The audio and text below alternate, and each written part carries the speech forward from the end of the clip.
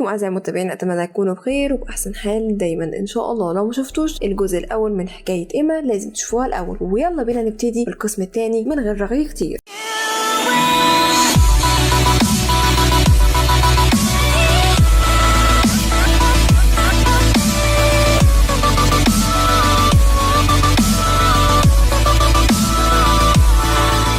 في القسم الاول وقفنا ان ايما بيكون عرف حقيقتها، وهل سوهو هيفضحها في المدرسه ولا لا؟ كل ده هنعرفه في ملخصنا النهارده، ولكن بنرجع شويه قبل الحدث ده واحنا بنشوف ايما وهي بتتذكر كلام البنات اللي كانت بتتنمر عليها وتقول ليه الكل بيعاملني بالطريقه الوحشه دي؟ ده كله علشان انا مش جميله؟ يعني خطأ الوحيد اني وحشه؟ ليه بتعاقبني كده يا رب؟ وبعديها بنشوف شاب غريب كده لابس جاكيت رمادي وبيقول لها ممكن توطي صوتك شويه حضرتك، يعني لاني عايزه اقعد هنا بهدوء. فبتقول له ايما هو المكان ده ملكك ولا حاجه؟ مالكش دعوه. فبيقول لها ده مكاني المفضل. فهي بتقول له يعني عشان ده مكانك المفضل انا ما ينفعش اكون هنا، وكمان يعني ما ينفعش اعمل اي حاجه لاني مش حلوه؟ فهو قرب منها وكانت هي هتقع في النهر، ولكنه بيمسكها ويقول لها شكلك كنتي عايزه تموتي اصلا، ولو عايزه تروحي تموتي روحي موتي بس بعيد عني، ويلا بقى امشي من وشي. بعديها بتسيبه ايما وهي بتجري وهي بتعيط وتقول ليه حياتي كده دايما سيئه. وبعديها بنرجع تاني لايما وبتكون مستنيه البص وبيشوفها سوهو ويعرف انها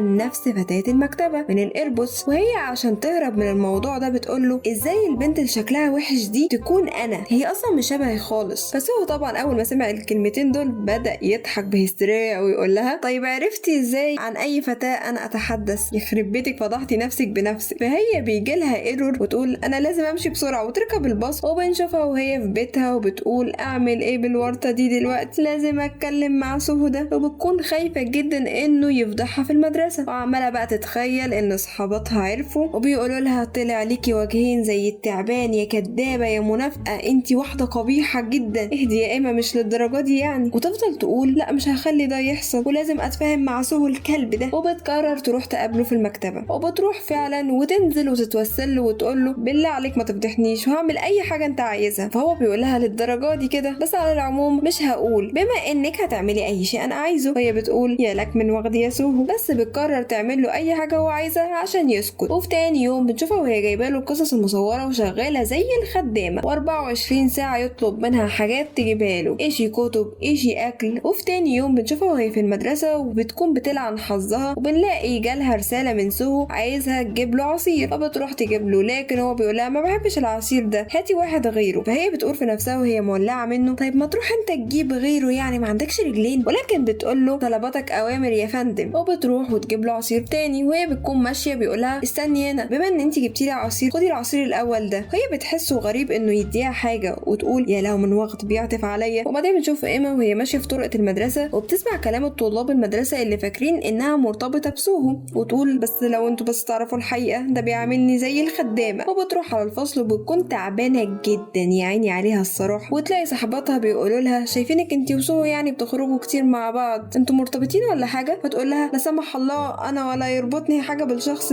ده واحد مزعج واستغلالي. فبتقول لها صاحبتها عندك حق بجد. ففي اللحظه دي ايما بيجي لها فكره انها تقول لهم ان هو بيزعجها وتخليه يبعد عنها بالطريقه دي وما عادش يستغلها تاني. لكن لما صاحبتها بتكمل كلامها وتقول لكن مع انه شخص مزعج كل البنات بتحبه وبتجري وراه وذكي فجماله بقى يسمح له يعمل اللي هو عايزه. فايما تقول يا دي القرف على ام الجمال ده اللي مغطي على كل عيوبه ده. وبعدين بنشوف بطلتنا وهي عماله تفكر وهي بتبص على علبه العصير وتقول ايعقل سوهو ده طيب. وبعديها بينتهي اليوم الدراسي وتكون ايما مروحه وبيجي لها رساله من سوهو ويكون عايزها تجيله على قسم التمثيل، فبتروح بسرعه عليه ولما بتشوفه بتفضل متنحه شويه عذراك يا حبيبتي ولد قمرايه الصراحه. وهو بيقول لها لديك مهمه تصويري فيديو يلا خدي صوريني. فتقول له تمام. فبتبدا تصوره المشهد اللي هو بيصوره بيكون مشهد رومانسي وبيكون كلامه حلو قوي وتمثيله حلو جدا لدرجه ايما بتتاثر بيه وتقول مع انه شخص متكبر في الحقيقه لكنه بيتصرف بلطف امام الكاميرا، وتقول ما ينفعش يكون كده دايما. وبعديها بتلاقيه جاي عليها وبيقول لها صورتي الفيديو ولا سرحانه بجمالي؟ فتقول له لا صورتك. وبعديها بتقول له ممكن امشي بقى؟ فيقول لها لا لسه لازم نروح لمكان، وبياخدها للسينما. وهي بتقول له المفروض تروح السينما دي مع اصحابك. هو بيقول لها للاسف ما عنديش صحاب اعمل ايه يعني؟ فبتقول له تمام عايز تتفرج على ايه؟ فبيقول لها شخص مغرور زيي ممكن يتفرج على ايه؟ وبتكون ايما جابت اخرها منه اصلا وتقول له بص تعالى ندخل فيلم شقة الوحش، بما انك زيي بتحب قصص الرعب خلينا ندخل الفيلم ده. فبيقول لها تمام يلا ندخل ونستمتع. ونشوف كده بنت شعرها طويل لونه اسود وشكلها كده من البنات المتنمرة اللي كانت مع ايما في مدرستها القديمة. وبعدين بنشوف ايما وهي في بيتها وهي بتتذكر لما سوهو عطاها العصير ولما دخلوا شاهدوا الفيلم مع بعض، وتقول شكله طيب قوي سوهو ده، وكمان حتى الان مش فضحني. وبعدين بيجي اخوها ويقول لها يا مخادعة يا ذو الوجهين انزلي جيبي لي اكل. فهي بتنزل للاسف لانها مضطرة لا يفضحها، وتقول اخ انت بتستغلني برضه يا اخويا انت وسوهو يلعنكم. وهي رايحة تجيب الاكل بيظهر قدامها مين؟ البنات المتنمرين، ويقولوا لها لسه زي ما انت يا فاشلة يا قبيحة رحتي مدرسة ايه يا ذو الوجه الفطيرة. هي مش بتتحمل كلامهم وتسيبهم وتمشي، وهي بتعيط وتقول للدرجة دي انا وحشة ومثيرة للشفقة. بيرن عليها سوهو ويقول لها ايه مش بتردي ليه؟ ولسه هيكمل كلامه لكن هي بتقول له بص بقى انت بتستغلني طول اليوم، انا مش دميتك، انت بجد مفيش فرق بينك وبين اي واحد تنمر عليا، وانت اكيد مش هتفهمني لانك حلو وعمرك ما هتعرف احساس او معنى ان حد يتنمر عليك ونعتك بالقبيح. وبتقفل في وشه. وبنشوف سوهو وهو بيقول والله اتصلت عليها بس عشان اقول لها اني جبت المجلد الجديد من قصة الرعب، يعني هو قصده بالمجلد هنا اللي هي الرواية. وبنرجع لبطلتنا الهبلة بتكون نسيت محفظتها في محل الاكل وبتجري بسرعة عشان تجيبها. وفي المطعم ده بنشوف شابين بيكونوا لاقوا المحفظة على الارض وبيقولوا اكيد فيها فلوس كتير خلينا ناخدها. وقبل ما ياخدوا اي حاجة فيها بياخدها منهم ولد امراية كده، والشاب الامراية ده بيقول لهم بس يا حرامية. وبتيجي ايما في الوقت ده وتقول له محفظتي دي، فبيقول لها طيب خلينا نشوف هوايتك اللي في المحفظة. فهي بتقول في نفسها على جثتي ده انا شكلي مختلف تماما، وبتجري على الولد القمر ده وتحاول تاخدها منه وتقرب منه قوي وهو بيخجل منها وتقول له صدقني دي بتاعتي. فهو بيسرح فيها شوية وهي بتستغل ده وتاخد المحفظة منه وتجري. وفي اليوم التاني وايما رايحة المدرسة بيكون في خناقة بين سو وسي جيون، وما بيكونوش الطلاب فاهمين هما ليه بيتخانقوا اصلا، ويبان يعني ان سي جيون مش بيطيق سوهو خالص. واول ما سي جيون بيشوف ايما وهي بتقول هو ده نفس الشخص اللي كان في المطعم ده طلع معايا في المدرسة، وتقول يا نهاري يا نهاري كده يكون في شخصين شافوني بدون مكياج وعارفين حقيقتي، انا انتهيت.